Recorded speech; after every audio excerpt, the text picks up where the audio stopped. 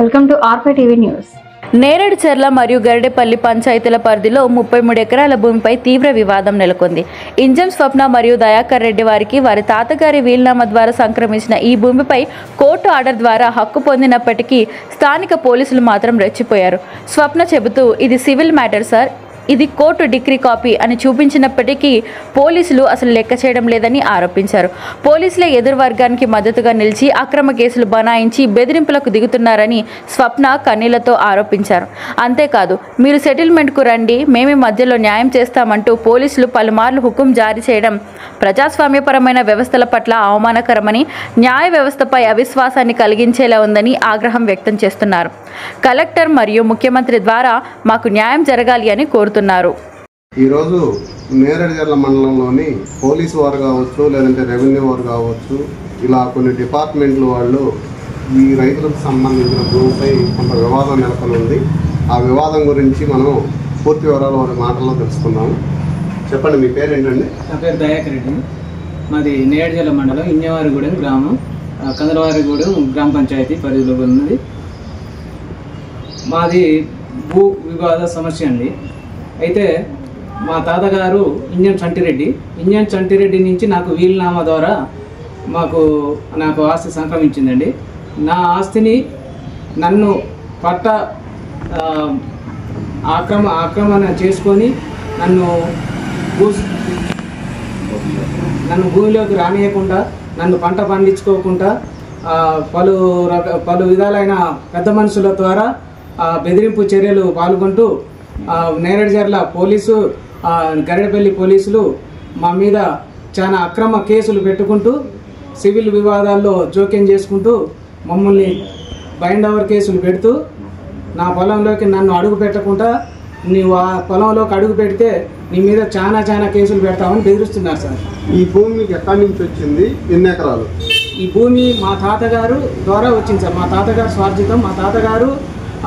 మా తాతగారిని మా నాన్న, మా అమ్మగారు వాళ్ళు సాధక బాధక చర్యలు చేయకపోగా నాకు వీలునామా రాసి మా తాతగారు చనిపోయారు సార్. మా తాతగారి ద్వారా నాకు వీలునామా ద్వారా నాకు ఇది ఆస్తి సంక్రమించింది. ఎన్ని ఎకరాలండి? మొత్తం 33 ఎకరాలు సార్. 33 ఎకరాలలో ఇప్పుడు మిగిలింది 19 ఎకరాల 4 గుంటల వరకు మిగిలింది సార్. మిగతా ల్యాండ్ అంతా ఏమైంది? మిగతా ల్యాండ్ మా నాన్నగారైన రమణారెడ్డి గారు అమ్మింది సార్. అమ్ముతూ దుర్వినియోగం చేస్తూ నా ఆస్తిని కాపాడుకోవడానికి కోర్టు ద్వారా లీగల్గా వెళ్ళాను సార్. కోర్టు ఏమని ఇచ్చిందండి? ఉత్తర్వులు ఏమైనా ఇచ్చిందా కోర్టు మీకు? ఆ కోర్టు నాకు డిగ్రీ ఇచ్చింది సార్. ఏమని ఇచ్చిందండి? వీలునామా నిజమే అని అవతలి వాళ్ళు వేసిన పిటిషన్ డిస్మిస్ చేస్తూ నాకు డిగ్రీ ఇచ్చింది సార్. మరి పోలీసు వారు ఏమన్నారండి? మీరు పోలీసు వారు మిమ్మల్ని హింసిస్తున్నారని చెప్పన్నారు కదా, మీరు పోలీసు వారితో చెప్పగా ఈ కోర్టు డిగ్రీ ఇవన్నీ చూపించగా పోలీసు వారు మీతో ఏం మాట్లాడారు? పోలీసు వారు ఈ డిగ్రీ చెల్లదు, ఆ జడ్జి ఇచ్చి సంతకం పెట్టినంత మాత్రం ఇది చెల్లుతుందా చెల్లదు, ఇది అంతా ఫేక్ అని చెప్తున్నారు సార్. ఇది కోర్టు ఆర్డర్నే పోలీసులు ధిక్కరించే పరిస్థితి వచ్చింది. కోర్టు ఆర్డర్ని ధిక్కరిస్తున్నారు సార్ వాళ్ళు. నీకు జడ్జి ఇస్తాడా, జడ్జి ఇచ్చినంత మాత్రాన్ని ఇది చెల్తుందా అని మాట్లాడుతున్నారు సార్. మేము సెటిల్మెంట్ ఒప్పుకుంటావా ఒప్పుకోవా అని బెదిరిస్తున్నారు సార్ పోలీసు వాళ్ళు.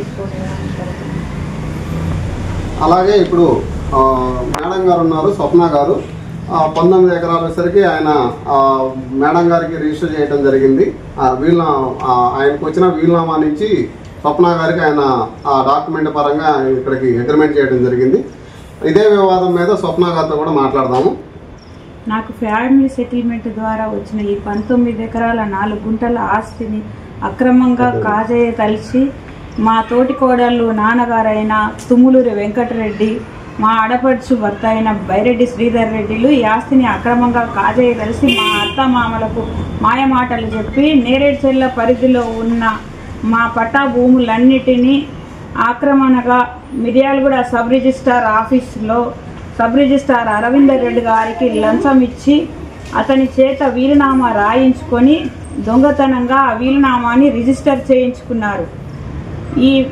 ఎందుకని చెప్పి నేను కోర్టుకు వెళ్ళి లోక్ అదాలత్ అవార్డును పొంది ఆ అవార్డు ద్వారా నా పొలాన్ని నేను సాగు చేస్తుండగా నేరేడుచెర్ల ఎస్ఐ, గరిడేపల్లి ఎస్ఐలు నా మీద అక్రమంగా అనేక రకాల చర్యలకు పాల్పడుతూ వివిధ రకాలైన ఫేక్ కేసులు పెడుతూ రోజు స్టేషన్కు రావాల్సిందిగా నా ఇంటి మీదకి డైలీ ఉదయం సాయంత్రం పోలీసులను పంపుతూ నా పొలంలోకి వచ్చిన కూలీలని అడ్డుకుంటూ నా పొలం పైన పడి చట్ట వ్యతిరేక చర్యలు చేస్తూ సివిల్ వివాదంలో ఉంది, నాకు ఆల్రెడీ కోర్టు అవార్డు అయిందని చెప్పినా వినకుండా మీ కాగితంలో ఎక్కడైనా పోలీసులు ఇంటర్ఫియర్ అవ్వద్దని రాసి ఉందా, మేము అట్లానే వస్తాం, నువ్వు పొలంలోకి అడుగు పెడితే నీ అంతు చూస్తాం అంటూ నన్ను బెదిరిస్తూ రోజు నాకు చావు భయం చూపిస్తున్నారు సార్. ఇదే విషయమై నేను ఎస్పీ నరసింహులు గారిని కూడా కలవడం జరిగింది. అతని దగ్గర నుంచి ఎస్పీ గారు కూడా జడ్జితో చెప్పించుకొని వచ్చావు, నువ్వు జడ్జి చెప్తే చెల్తుందా, ఇది జడ్జి గారు సంతకం పెట్టంగానే అయిపోతుందా, నేను 10 లక్షల ప్రజలకు ప్రతినిధిని, నువ్వు ఒక్కదానివి చేస్తే ఏమవుతుంది, పోలీస్ స్టేషన్ ముందు ఏంటమ్మా నీ చావుకే కళ్ళు అంటే మరి ఎక్కడికి వెళ్ళాలి సార్, మీ పోలీసులే వచ్చి నా భూమిపై అక్రమంగా దౌర్జన్యం చేసి నన్ను ఇలా ఇబ్బందులు పడుతుంటే నాకు ఇద్దరు ఆడపిల్లలు ఉన్నారు, అప్పుల పాలై ఉన్నాను, వాళ్ళని సాకడానికి నాకు ఇబ్బంది ఉంది, మీ ఆస్తులు ఎవరి నేను ఇయ్యమని అడగట్లేను సార్, నాకు సంబంధించిన ఆస్తులు నేను సాగు చేసుకొని నా పిల్లల్ని సాదుకుంటానని చెప్తే నీ ఆస్తులో కూడా నిన్ను వెళ్ళనివ్వము, నీ పొలంలోకి నువ్వు అడుగు పెడితే నన్ను బైండ్ ఓవర్ చేసి దొంగతనం నన్ను బెదిరించి బైండ్ ఓవర్ పేపర్స్ మీద సంతకాలు పెట్టించుకొని నువ్వు పొలంలోకి అడుగు పెడితే 5 లక్షల జరిమానా 2 సంవత్సరాలు నీకు జైలు శిక్ష విధిస్తానంటూ బెదిరిస్తున్నారు సార్. Court order చెల్లవదు. పోలీసులు మా ఇంటి మీదకి రావడం, ఆ పొలాల దగ్గరికి రావడం,